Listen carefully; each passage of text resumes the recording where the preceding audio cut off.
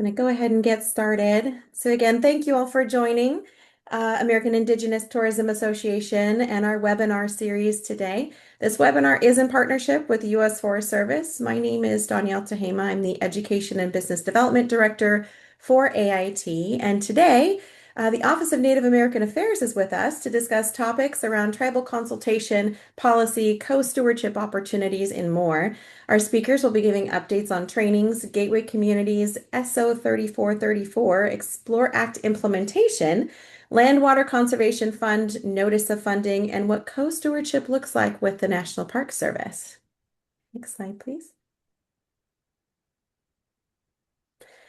So for more than 25 years, the American Indigenous Tourism Association has served as the only national organization dedicated to advancing cultural heritage tourism in Native nations and communities across the U.S. Established by tribes for tribes to address the inequities in tourism systems, the association is a 501c3 national nonprofit governed by an all-Native board of directors and serves as a united voice for the $15.7 billion Native hospitality sector. Our mission is to define, introduce, grow, and sustain American Indian, Alaska Native, and Native Hawaiian tourism that honors traditions and values while helping these businesses become market and export ready for domestic and international markets. Tribes who are looking to start or expand their cultural tourism footprint can find resources at americanindigenous.tourism.org, and visitors interested in learning more about Native culture can visit destinationnativeamerica.com. Next slide, please. Our first presenter today is Alisha Hall. Alisha has worked for the National Park Service for 20 years. Currently, she's Acting Assistant Director, Native American Affairs Liaison for the Office of Native American Affairs. Alisha is stationed out of the Knife River Indian Villages National Historic Site, where she was previously superintendent. She's a member of the Mandan Hidatsa. I'm sorry, Alisha, can you confirm that pronunciation? I always mess up that third word. Arikara. Arikara, thank you, Nation, and enjoys working and living in her ancestral homelands. Our next speaker is Lisa Conrad Frost. Lisa has served for 33 years with the National Park Service. Your current position is Acting Tribal Relations Specialist for the National Parks Office of Native American Affairs and is the Southwest Region's Tribal Relations Liaison in her official capacity. An Oklahoma native, Lisa is a citizen of the Cherokee Nation and is duty stationed at Fort Smith National Historic Site in Arkansas. She holds a bachelor's degree in history from Northeastern State of University and master's degree in human relations from the University of Oklahoma. I'll now pass it over to our presenters. If you have any questions, please use the Q&A or the chat feature, and we'll address them at the end of the presentation. Alisha, over to you. All right, thank you, Donnell. I'm really excited to be here with you today.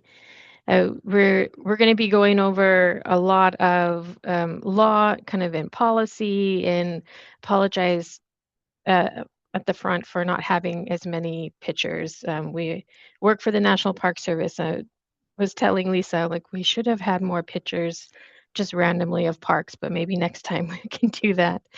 So this is kind of the outline, talked about what, or it shows here what Donnell was saying also, just a little bit about our office, kind of the changes that have happened, of course, consultation, co-stewardship, Indian Youth Service Corps, gateway communities, Explore Act, and Land Water Conservation Fund. And I want to apologize if we use acronyms.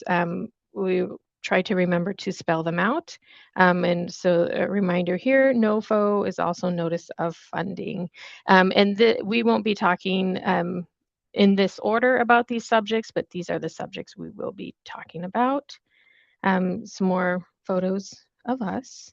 And yeah, so we can just get into it. I don't know if Lisa, if there's anything else you wanted to say or talk about before we jump into the next slide.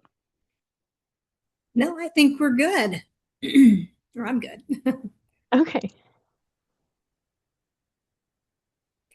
All right. Hello, everyone. So we wanted to give some context and just a little bit of background on, what foundationally guides us in the Office of Native American Affairs and the National Park Service.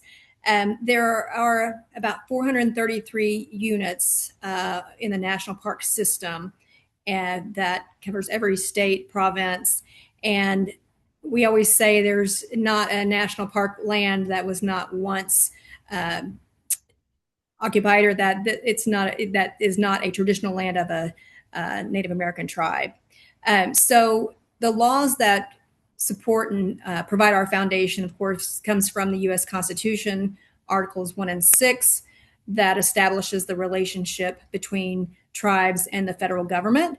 Even though treaties predate that and government-to-government relationships go far beyond, the U.S. Constitution establishes the current government-to-government relationship between the federal government and tribes, which there are 575 tribes, federally recognized tribes now. There are also treaties, specific laws, executive orders, and regulations. We'll go through a list of that in a moment. The National Park Service, we are under the Department of the Interior. We're a land management agency, and we have a specific mission to preserve and protect for future generations, and to serve unimpaired the resources that we protect. And so we are guided by specific authorities, such as the National Heritage Area enabling legislation, and there are also, each park has its own enabling legislation, which guides a lot of our, guides the park and a lot of our mission.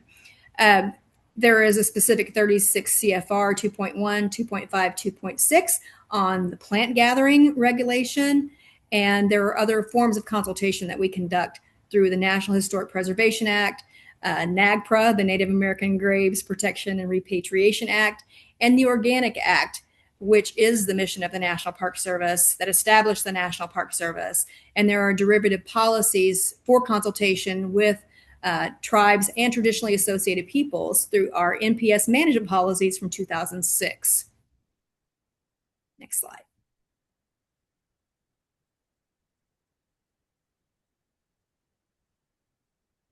All right, so when we're looking at the hierarchy of authorities, of course, starting with the Constitution and working our way through the different structure for the National Park Service or the Department of the Interior, federal government, what also guides us are executive orders and secretarial orders.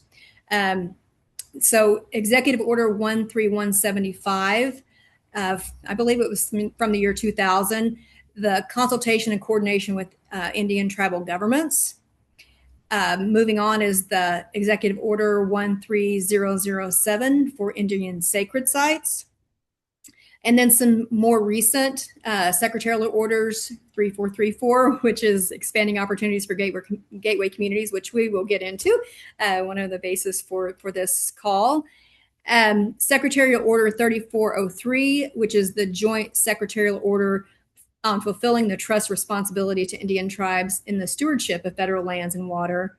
And then another secretarial order, the Department of Interior Policy on consultation with tribes. So we have a lot that guides us, and there's more.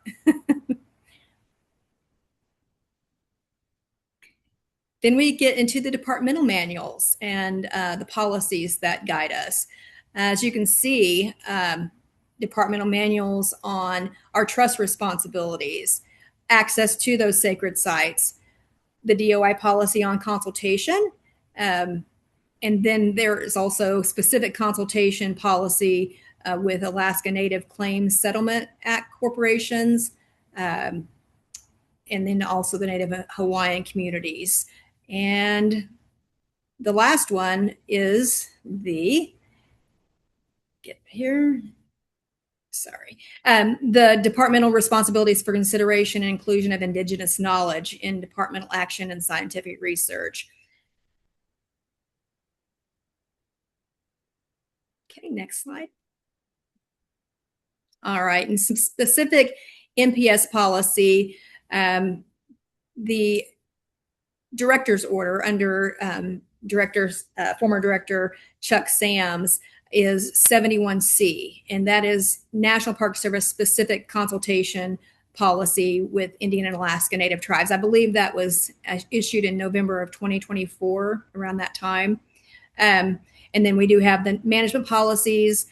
There is a new director's order on agreements that has a significant tribal section, co-stewardship, and plant gathering. So as you can see, there is a lot to take into consideration in and the opportunities within those departmental manuals, policies, or director's orders are endless. I mean, we have so many opportunities in working with tribes and fulfilling our trust and treaty responsibilities.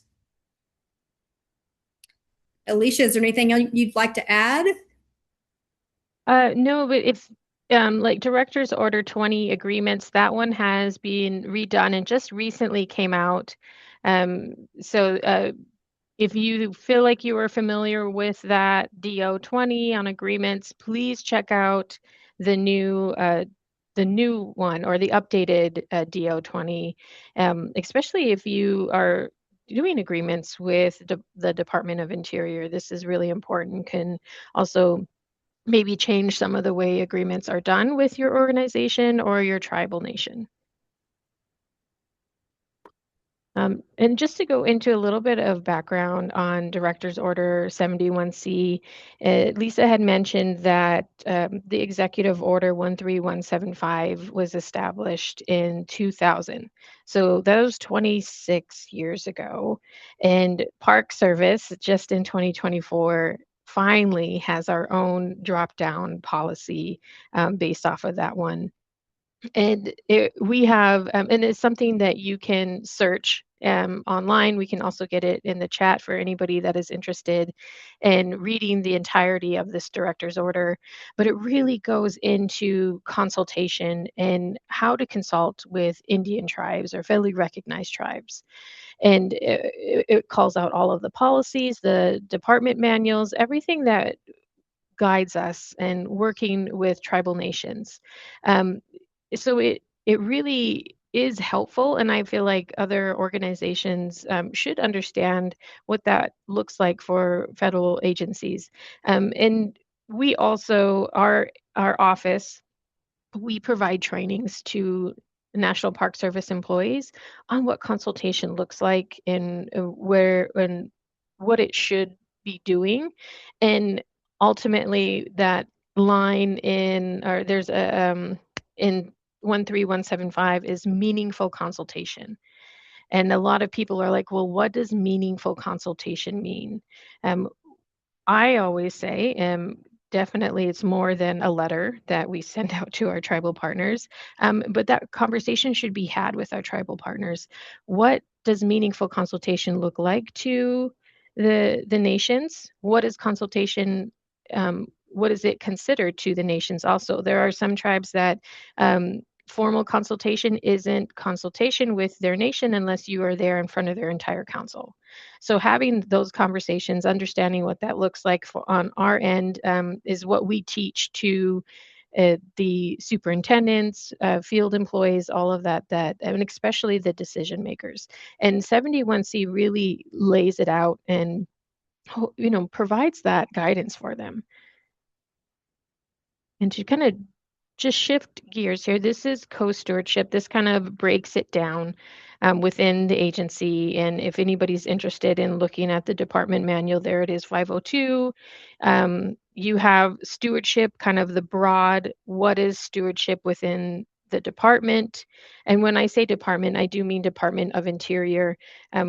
Which includes BIA, BIE, Bureau of Land Management, acronyms again, Bureau of Indian Affairs and Bureau of Indian Education, Bureau of Land Management, and Fish and Wildlife Service. There's quite a few, and I know I'm forgetting them.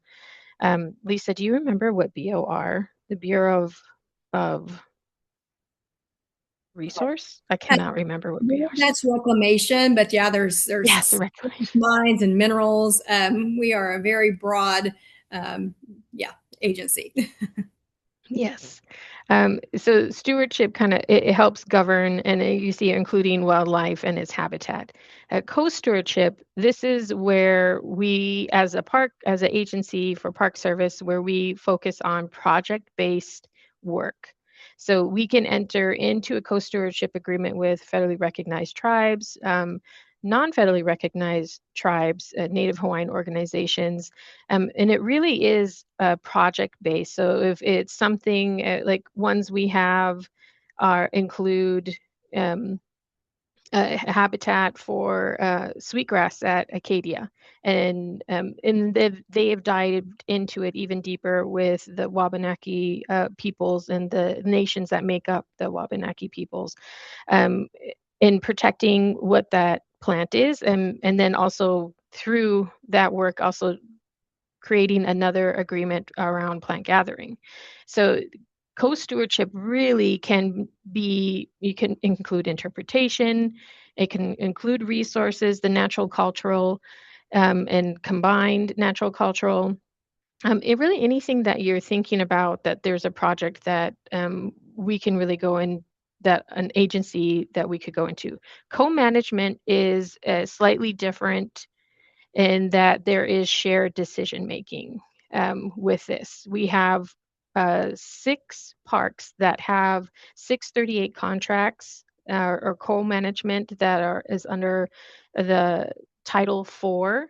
And we'll kind of go into that in a few slides here under the Office of Self-Governance. And those are really range the with what that looks like. We have one where in Grand Portage up in Minnesota, um, where their entire maintenance facility is run and hired, everything by the Grand Portage Band of Chippewa there. And so very successful. The hiring, just the partnership that is there is something really great. The park is on the reservation, so it really leads to that kind of shared decision making, the working together, that what's going to be best for the land, the people that visit, and especially the community, the people that have been there from time immemorial. So these are the policies that were established to kind of uplift co-stewardship. These all still exist. None of these have been taken down. So all of these agencies, and you see USDA, so Forest Services also can do co-stewardship projects too. They are out of a different bureau than us or department, but it does show that the government, we do and want to work with tribal nations. And these are some of the policies that help set that up.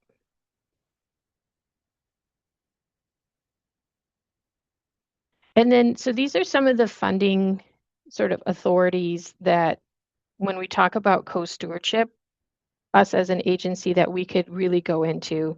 Of course, the self-governance Title 4, that is where you're doing more of the co-management. But you can do some work. Again, you have to talk to the Bureau of Indian Affairs regional folks if that's something that through your tribe or the partner can work through BIA if they are a Title 4 tribe, and with a National Park Service unit. There have been successful agreements that have been through that we have worked with BIA to help uh, pull off those agreements. Cooperative management agreement and good neighbor, those are newer agreements, the ones that we now have access to from the 2005 Explore Act that we will get into also. And we only have 2 projects that for the good neighbor agreements that are going through. And what those look like, it is slightly different for each park site, but as a tribal nation, that is something that you could definitely enter into. And I know that the Forest Service has been doing good neighbor agreements for many years. We do now have access through this Explore Act with the National Park Service to work directly with tribal nations.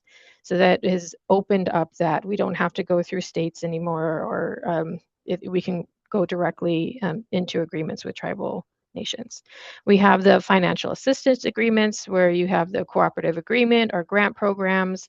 And of course, there's the commercial. On the Crow Nation with Little Bighorn Battlefield, they have a commercial agreement for the tour busing. So you will see in different areas where tribes are doing this commercial, having commercial leasing their contracts with the parks that maybe are within the reservation or bordering. So there are opportunities there. We have these other authorities. General agreements is where a lot of the ones that we go through, challenge cost share, living exhibits, interpretive demonstrations, kind of I can never say this word, philanthropic partnerships and donations, interpretation and education, museum loans. There are a lot of tribes have some really great artifacts, things that are in loans that us as Park Service, we may be able to sign an agreement to have that in loan for a few months at one of the Park Service sites. So there's definitely opportunities, and vice versa. Volunteer work, and then of course, again, the plant gathering agreement. So here is the Office of, just kind of talking about the Office of Self-Governance, and where I was talking with Title IV, self-governance compacts, all of the work that we do with the Office of Self-Governance and agreements is through the Title IV. Title I is just, as it says, it's open to all tribes, but is very specifically related to tribes only.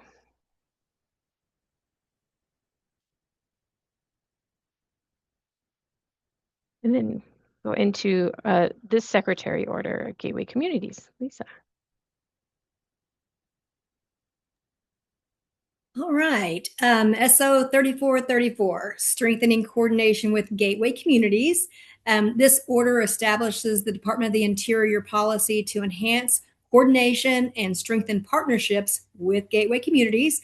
And in that order, there is a definition of what constitutes a gateway community. And in relation to tribes, as I mentioned before, due to Indian removal or other circumstances, there are many tribes that are not currently headquartered in their ancestral lands, but they are still connected historically, the resources spiritually, there's still ties and direct connections to lands that they may not currently encompass. And so there is a criteria, I believe it's number 4 on the definition, that parties that would have an interest in activities that take place in gateway communities that are adjacent to national park lands. But these communities play a vital role in visitor management, conservation outcomes, and supporting the economic vitality surrounding public lands. And through this order, the department commits to deepening collaborative planning, meaningful engagement, and shared stewardship with gateway communities.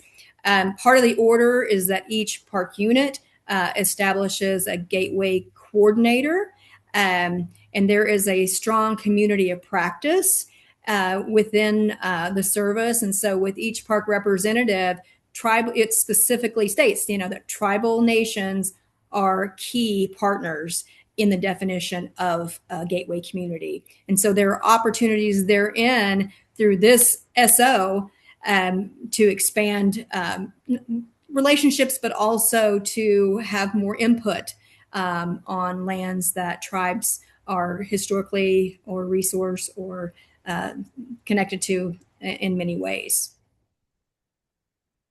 Yeah, this SO really, I feel, ties into the tourism realm deeply. It doesn't necessarily spell it out, but if there are tribal partners to park sites that you have maybe never thought about what that tourism could look like, um, with your tribe, maybe being far away, please reach out to that park site and say you would like to be considered as a gateway community, if you are affiliated with that park. And then the park would start engaging on consultation around that and what that could look like. And we're really excited on what this, and how it can really change the landscape. Because I do want to say the National Park Service, as an agency, we do not see ourselves as a tourism agency, which, when you think about it, seems kind of mind-boggling. But we do see ourselves as a resource management, protecting. But man, are we tied into tourism so deeply, in that we need to start thinking about that a little bit differently. And this secretarial order helps provide that kind of framework, and especially working with tribal partners.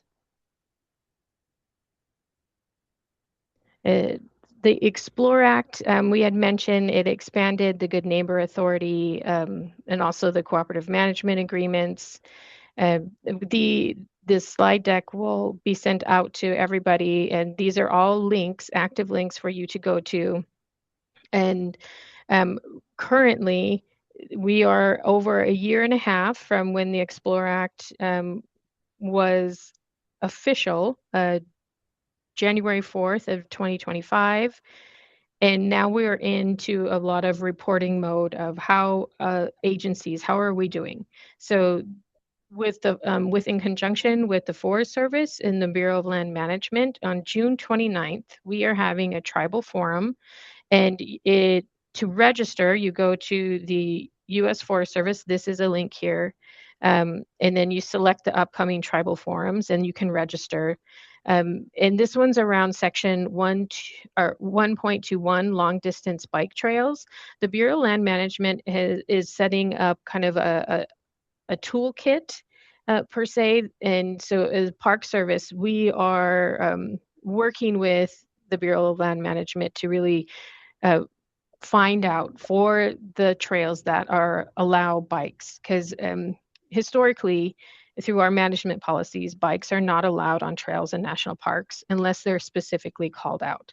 So this tool will, I believe, will help people find those trails that you could do long distance biking, that would allow trails along on many of these federal lands.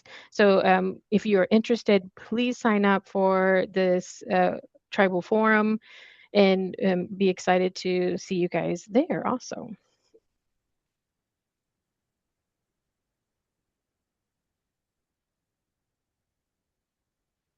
All right, so we're going to get into the Land and Water Conservation Fund. And there's some really exciting news that we just learned a couple of days ago that we want to share with you.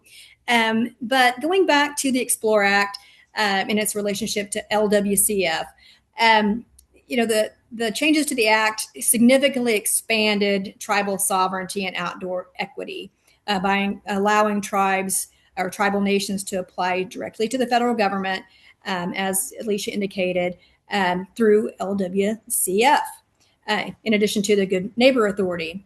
And so the Land and Water Conservation Fund has been in existence since 1964, I believe. And it's the commitment to safeguard our natural areas, water resources, cultural heritage, and provide recreational opportunities to all Americans. And just recently, the fund was permanently funded through the Great American Outdoors Act. So currently, again, it's a permanent funding source. So with LWCF, there are this is a great acronym, a NOFO, NOFOs, Notice of Funding Opportunities. And the current one just came out on Monday, I believe. So there, I think the total amount is 416,000, or sorry, let me go back to my memo. I believe it's 416 million. And 134 million of that is through two specific funds. So it is the RARI, which is the Readiness and Recreation Initiative, and that's going to make up 9 million of the available funding that can be, the competitive grants. And the RARI, that is to support outdoor recreation projects that strengthen military readiness and protect mission critical landscapes near eligible military installations. However, there is the Outdoor Recreation Legacy Partnership Program, and that's going to be 125 million of that available. And so there are funding opportunities. I'm going to have to see when they actually close, but these links will provide that information to you if you're interested in applying. But there's also two webinars that are upcoming the week of June 22nd. So the first one is Tuesday, June 23rd from 2 to 3 Central Time. And that is a webinar on the NOFO, like all the information needed for the Notice of Funding Opportunity itself. And then the next day on June 24th, it's the how to apply for the ORLP, the Outdoor Recreation Legacy Partnership, specifically on that. And that's going to be held from 2 to 3 p.m. Eastern. And so we will provide those links. And if you want to learn more, we encourage you to join those, and then hopefully you'll be able to apply, or you'll know someone who can apply for those grants. And with this, there is one exception, which unfortunately is that Native Hawaiian organizations are not able to apply. They weren't included in this notice of funding. It's something that I hope that can be rectified. I'm hoping within like the next year. So please stay tuned for that information if you are in Hawaii and looking for that opportunity. And also, if there are any questions about anything, I feel like we are moving pretty fast in these slides. Lisa and I tend to talk a lot. Yeah, and we get a little bit nervous about no, it's great information. Really quickly, Alisha, we did have a question I just sent over to you and Lisa regarding if a tribe wanted to work with a national park and other municipal entities in the gateway communities. Is there a roadmap or process one would go through? Oh, great question. So each park has a gateway community coordinator. And so if you are, I would start with the park itself and find out who is that coordinator at the site, and then talking with who are the other gateway communities. I think that you could really engage, because they're supposed to be having quarterly meetings with their gateway community partners and updating on kind of what is happening, if there's environmental assessment happening at the park, any other work that could affect those gateway communities.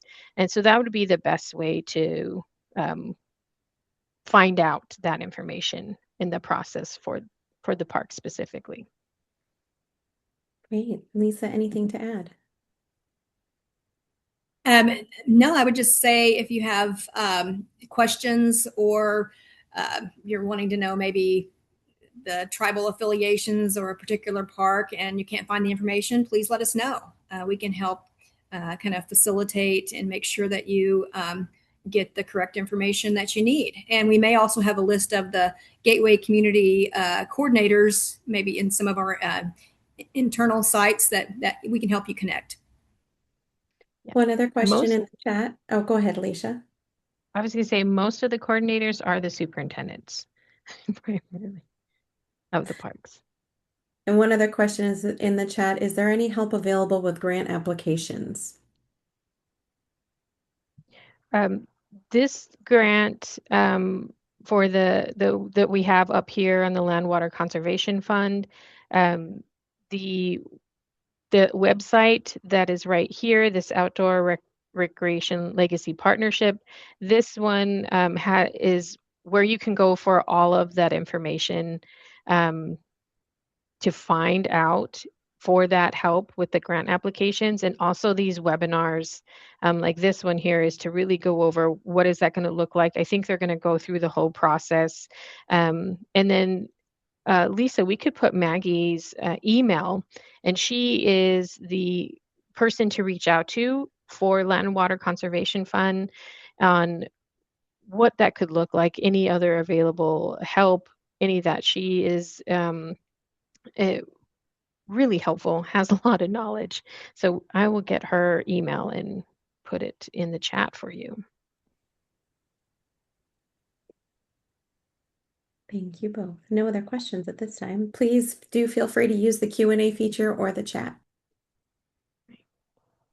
And I just wanted to add something that's also kind of new. I'll be putting in the chat. There's also, that's just open, tribal heritage grants. So there's a NOFO for that too. It's separate, of course, but it is a link that I can share.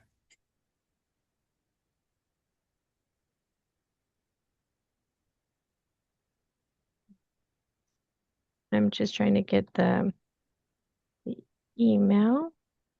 Here is Margaret Carson is her name, but she goes by Maggie. I'm just putting her name. And just a reminder to everyone on the call, I will be sending the deck from Alisha and Lisa out, and I'll be collecting their information from the chat, and it'll go out in a follow-up email as well. And so what are our last slides, but definitely not last topics that we can talk about. I just want to say, these are just some of the highlights of what we do in the Office of Native American Affairs, but we do a lot more. And we can kind of go into some of the trainings that we offer and invite you to one of also our monthly webinars that we have that are open to anybody, and it's around consultation.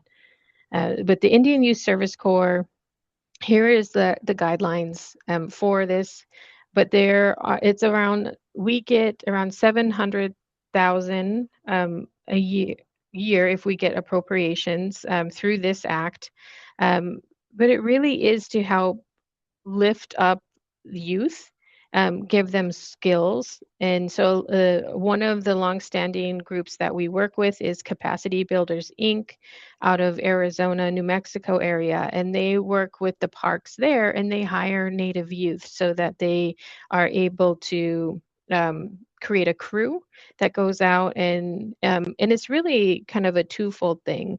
People get to stay in their community, they get to work in their ancestral homelands, and they're given skills that maybe that's not something they've ever thought about doing. Trail maintenance, chainsaw, could be into wildland fire.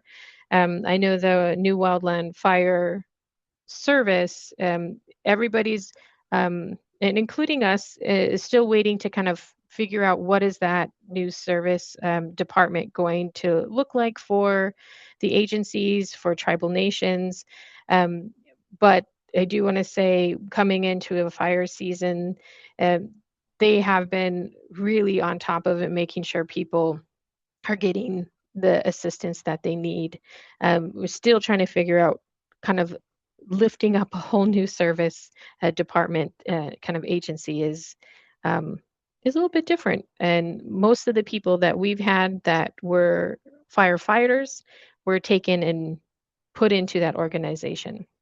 And so that also, I believe, is changed for a lot of the agencies that we have. So you may see some of that, but with Indian Youth Service Corps, it really helps kind of build those skills. And a lot of them do have then a public land service corps where if they work 640 hours, they get a special hiring status where they don't have to apply just with the general public.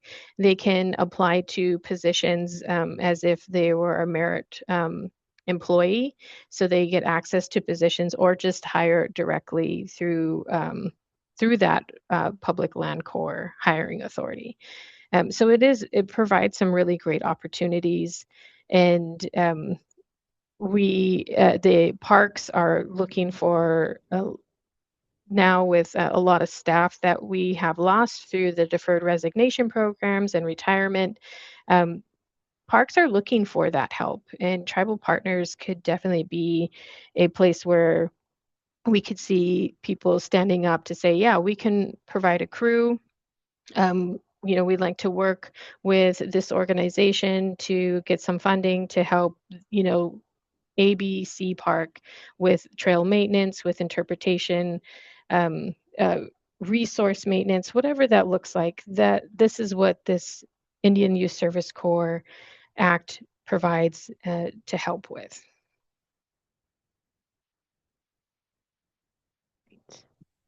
One additional question, Alisha.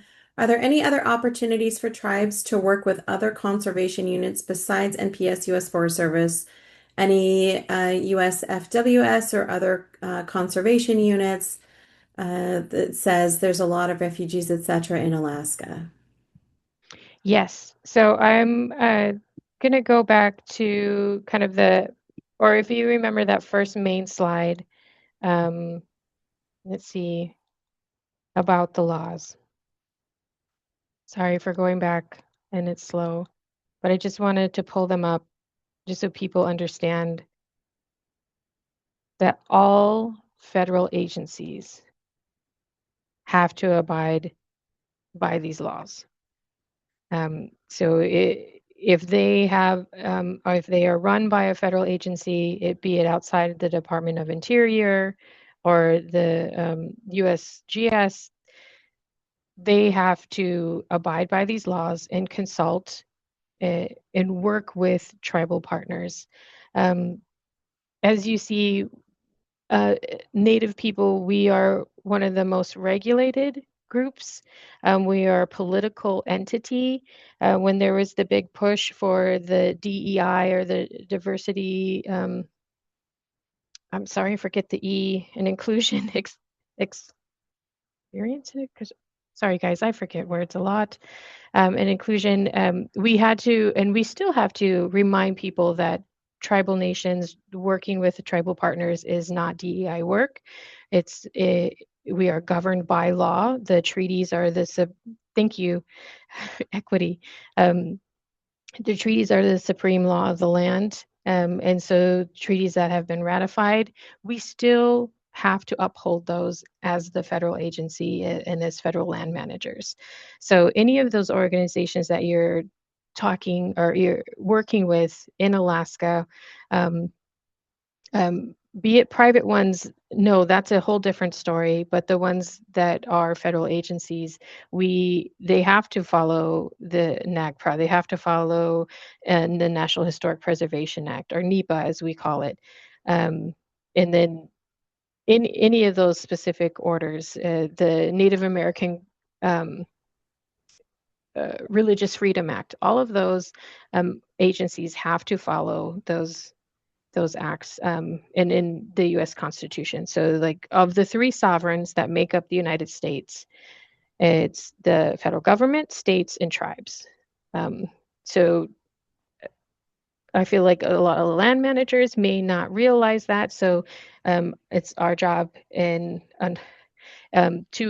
continue to train people and let them know, like, hey, no, this is the work that you have to do.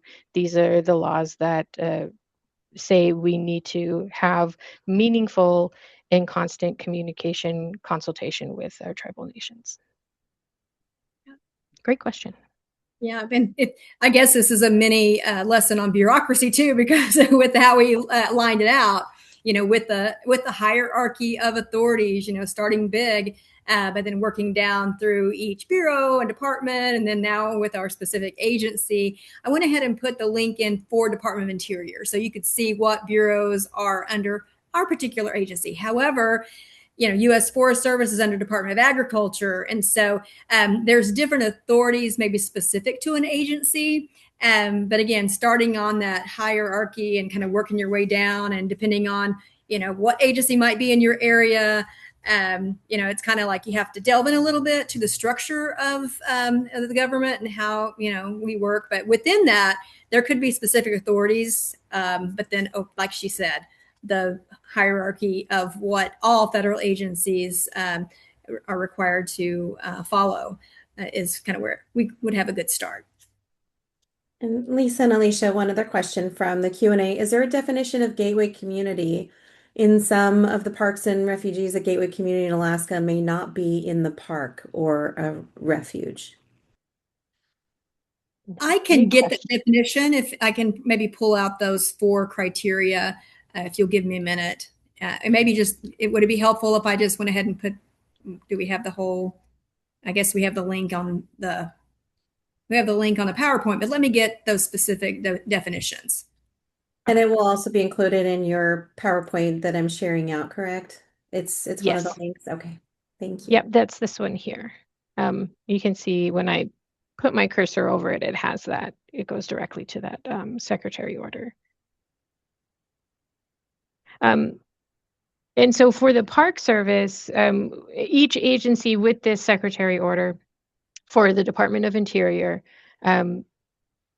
we had our kind of own sort of step down guidance where we have those community coordinators. So if we're talking about refuse and other areas that are managed by agencies that are outside of, or departments that are outside of the Department of Interior, you would have to reach out to those specific government entities and find out how they're implementing Secretary Order 3434 or executive order. Oh, I cannot remember the executive order that this secretary order is a drop down from, but it is on the list, and it is something that all federal agencies have to manage unless specifically called out that they do not in that executive order.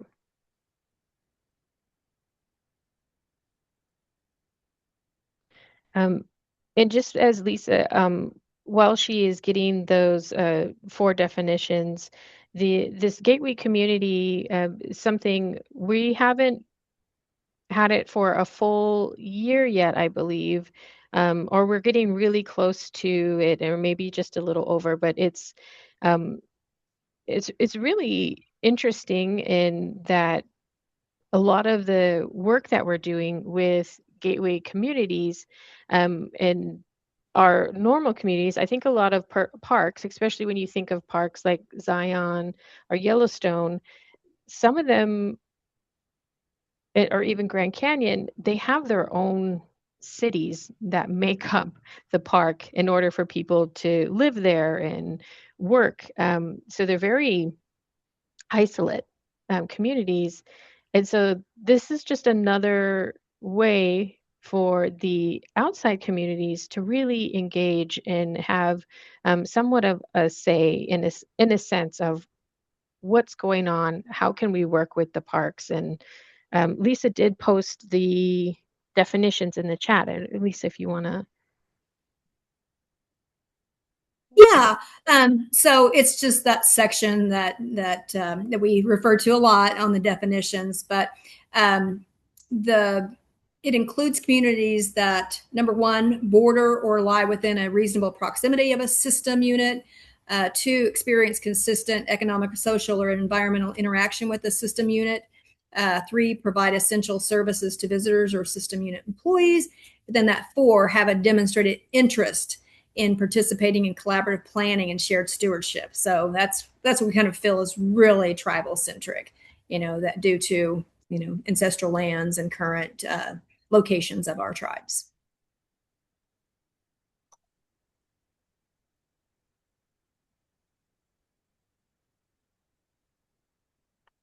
Great.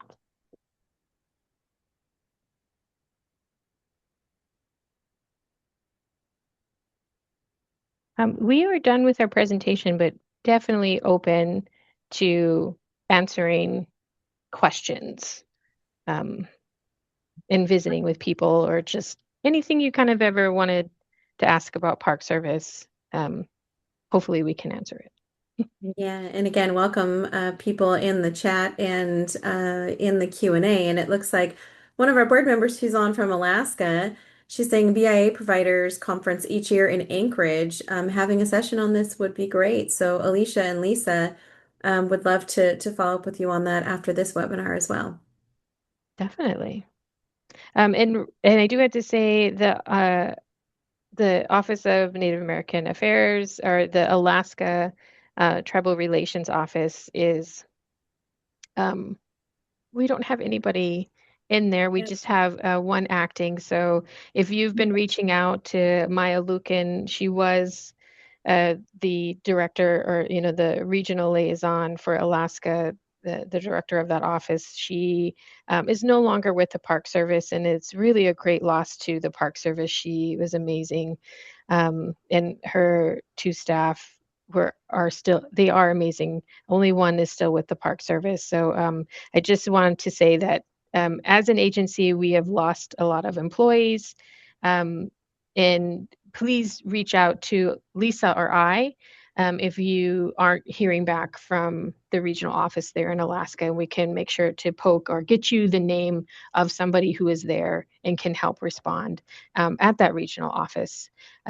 And then for our office, out of the Washington office, we had a staff of 5, Dorothy Firecloud, Susan Johnson, Mike Linden, myself, and then Cam Banson, all at the end of 2024. We're all there. And then by March of 2025, I was the only one left. So it went very quickly, people taking the deferred resignation. So if you're seeing a lot of that change within agencies, with the Park Service. It's we're definitely feeling it, but we're still here and want to let you guys know if you were reaching out to Dorothy and you're not hearing back, that is why. Please reach out to Lisa or I. We are both acting. I'm still in the Office of Native American Affairs, but now the acting, and then Lisa has graciously been acting with us for full time. I wouldn't be able to do any of this without her. So just some back history of kind of what's been going on with the Park Service for the last year and a half. All right. If you want to advance the slide, Alicia, and we can still leave it open if anyone has any final comments, continuing to monitor the chat. And again, just huge thanks to Alicia and Lisa and our partners at NPS. We love, as an association, I know I work very closely with you all, and I really appreciate our partnership and the work we've been able to do, AIT with NPS. And as a reminder, again, all of the resources, I did grab all of the emails and links from the chat that Lisa put in. We'll be sending that and the full recording of this presentation out to everyone who's live participating, as well as those who signed up and couldn't attend live. Next slide, please. And just a reminder again on AIT's resources and opportunities. We encourage you to check out our resources at americanindigenoustourism.org. Our staff and partners like NPS work very collaboratively to support Indigenous tourism across the United States. And be sure to find all of our wonderful Indigenous partners listed on destinationnativeamerica.com for when you're traveling or when you're offering people ideas for this summer travel. Next slide. And finally, also on our website, additional training opportunities. I know there was a comment or a question in the chat about applying, and we have a lot of grant resources and prior webinars on our website as well. We also have partner-based cultural protocols, and you can visit the site for more information on those, including top 10 Indigenous experiences, upcoming webinars, past webinars. This webinar will be listed there. And then resources for your own organization. Also, consider signing up for our weekly newsletter, the Rupert Report, to keep up with all things Indigenous tourism. You can see our website for that information as well. Again, we really appreciate everyone joining us live. It was great information, tons of links. I'm really excited to dig into this myself as well to keep myself educated. Alicia and Lisa, thank you so much. We really appreciate your time. We know you're busy, and we appreciate what you're doing for our Native nations across the U.S. as well. Well, thank you. And you guys, talking about agreements, I'm so happy that we have an agreement with you, AIT, again. And it makes my heart happy that we got that through. So thank you for being an amazing partner. It's our pleasure. Absolutely. Have a great day, everyone. Thank you, everyone.